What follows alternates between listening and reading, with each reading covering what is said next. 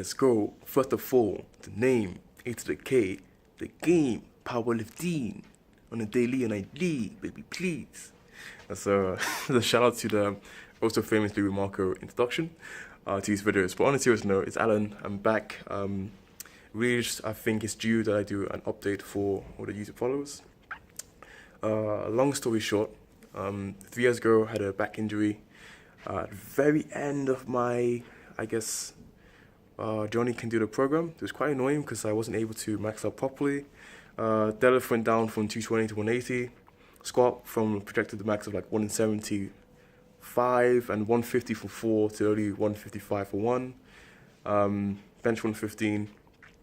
Long story short, I used a belt. I don't think my body likes belts for some odd reason. I could always go heavy for a belt, 170 for 9, 200, 210, 220 even.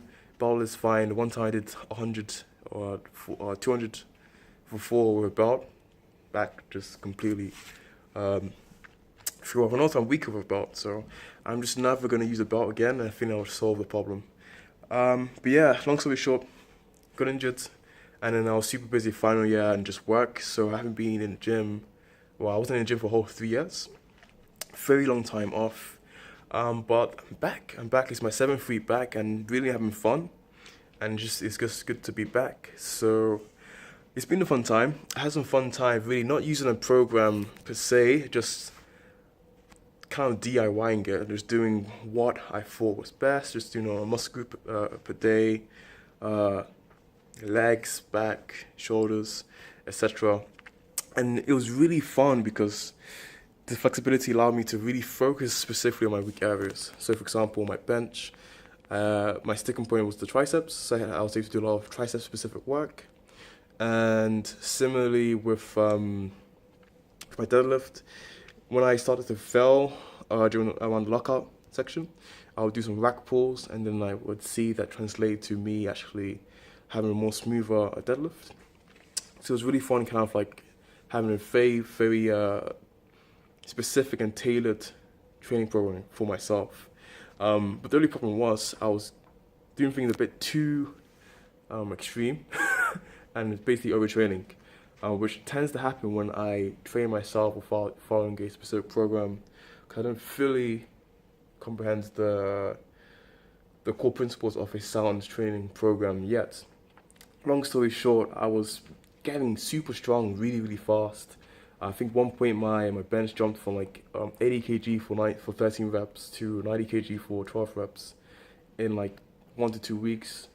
Deadlift went from 180 for 2 to 200 in like 4 weeks. Fast progression. And basically what I was doing was for every single movement, I was just AMRAPing every single set to failure. So I would go in and I basically would squat 100 kg for like 7 reps. And that would be my max at that time. And then the next week I'll come, or 2 weeks later I'll come, and squat the same weight for as many reps as possible. Hit like 13 reps, okay, sweet, perfect. And the next week I'll just add some more weight. And literally every single set I just kept AMRAPing to failure. And it worked a lot. But I was starting to realize that I think it is, the reason why it's usually frowned upon as a method is because it's very taxing on the CNS, on your body. I think on this 6th or 7th week, it's finally kind of caught up with me, and I'm starting to realize that it's not sustainable. So what I'm probably going to do from now on is to basically go lighter, just be very careful with what I'm doing, and really just switch to an actual powerlifting program. Probably jump into the Candida program again, or I will try to find a good program from one of my powerlifting mates, which is known to be, is renowned for being effective and safe, and again, not crazy. But really, the focus for me now is just to stay injury free. So I was listening to something Larry Wills said recently. He basically said that the name of the game is just to not get injured. And if you don't get injured, then your strength is unlimited. And he was basically saying that even for him, and Larry Wills is someone who's openly using steroids. He took 10 years to get to where he is now. 10 years. So as a natural lifter as myself, you can imagine, it's going to take quite a while for really big numbers to happen. But it just takes time. You can't just go to the gym and just say, yeah, I'm gonna deadlift 400 kg right now, yeah, yeah. Just slap on the weight, and then, expect to not break something or snap something up. And, especially with squats, you kind of just like rack up as much weight as possible and be like, yeah, I saw someone else do it, same body weight. Hey, let's go. No, you have to it's just a process. It takes time. It takes time.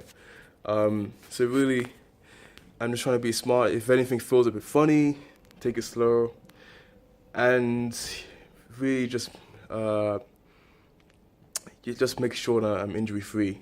That's the main focus. So recently I pulled 200 kg, running really fast. Hopefully I can edit the video to show you. But if not, everything's going to be on my Instagram because I don't really have time to do much editing now, or really at all, because I'm at uni, King's doing my masters. And it went up really fast. I feel like 210 is in the bag again. I really want to get to 220 deadlift again as fast as possible. But now I'm starting to appreciate that if it takes time, it takes time. That's just the way it is. I'm not gonna put my body in an injury-prone situation in the hopes of getting to this goal. So 200 went really fast. Went up fast. I'm confident I could do 210 right now, but I feel like I need to do a lot of work on my legs and hamstrings and quads before I really attempt 210 again. Essentially, because I was off for 3 years, I had nothing. I didn't do any squats at all, pretty much for 3 years straight. So I did some pull-ups here and there, some push-ups here and there. Consequently, my bench is now pretty much the same place it was before. I'm confident I can bench 115 again, pulls competition style, maybe even more actually. As for the sort of my recent extreme but effective training, deadlift fortunately is close to where it was, but my squat is really low compared to before. I'm squatting max probably around 140 right now. Somewhere between the range of 130 to 145, which is not too bad, but a lot less than 150 times 4. And where I actually failed on my 220 attempt recently is actually breaking off the floor. I couldn't get off the floor, and that's due to weak quad strength. It's either weak lat strength, break down the core, which is probably not my problem because my core's always been quite strong, or just quad strength, which probably is the weakest link. You're pretty much doing leg press off the ground for that first section. So, there's really a difference between being able to lift the weight at all and just having that raw strength, and being able to lift the weight safely without your body, damn exploding everywhere. So I really want to get some leg work done. Initially I was going to do 210, try 210 this week. Really now I want to actually focus on getting some leg size and strength for a few weeks first. So when I do attempt these max weight efforts,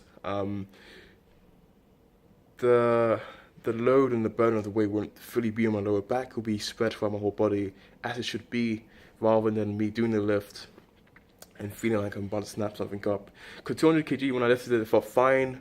I'm actually feeling my deadlifts a lot more my hamstrings, which is good. It means that I'm using my legs more. But the following days after, I felt a tiny bit funny. Not injury funny, but just a tiny bit funny in my lower back. Which made me feel like, okay, I should probably be a bit careful before maxing out and focus on maybe some lighter weight first. So yeah, that was interesting. And also I'm weighing around 80 kg right now. I don't plan on going back to the 74 kg cat. So I still have literally a good 3 to maybe even 6 kg more to gain, because most people will probably bulk up to 86 kg and then cut to 83 kg again before competition.